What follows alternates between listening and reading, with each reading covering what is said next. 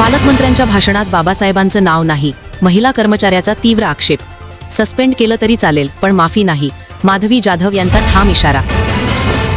बाबासाहेबांची ओळख पुसू देणार नाही, वनविभागाच्या महिला कर्मचाऱ्याचं रोखठोक वक्तव्य. वाळू मातीचं काम देऊ शकता पण सत्य बोलणं थांबणार नाही, माधवी जाधव.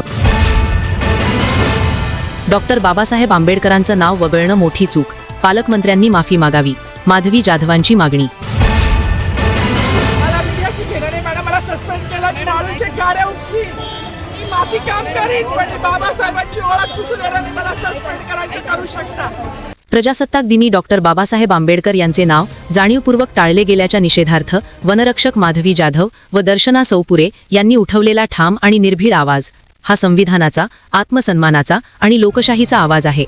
या धैर्यशील भूमिकेच्या समर्थनार्थ वंचित बहुजन आघाडीचे जिल्हाध्यक्ष चेतनदादा गांगुर्डे यांनी दोन्ही वनरक्षकांचा सन्मान करून आदर्श उभा केला.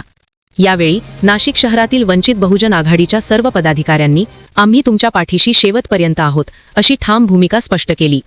संविधानाचा अपमान सहन नाही. आवाज उठवणाऱ्यांच्या पाठीशी उभे राहणे हीच खरी देशभक्ती.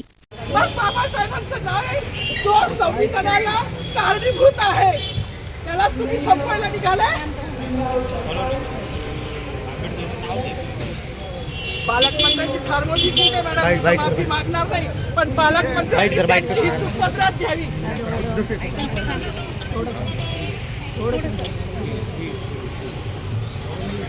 मला मीडियाशी घेणं नाही मॅडम, मला सस्पेंड केलं, मी नाळूचे गाड्या उपसी, मी माफी काम करीन पण बाबासाहेबांची ओळख पुसू देणार नाही, मला सस्पेंड करायचं करू शकता.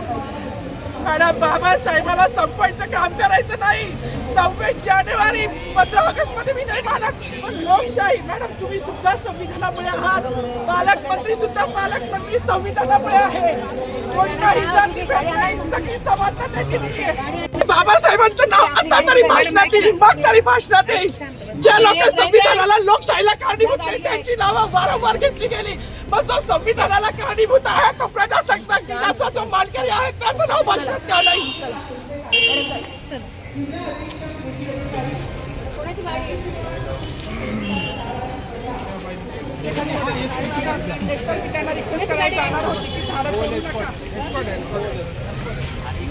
माझी गाडी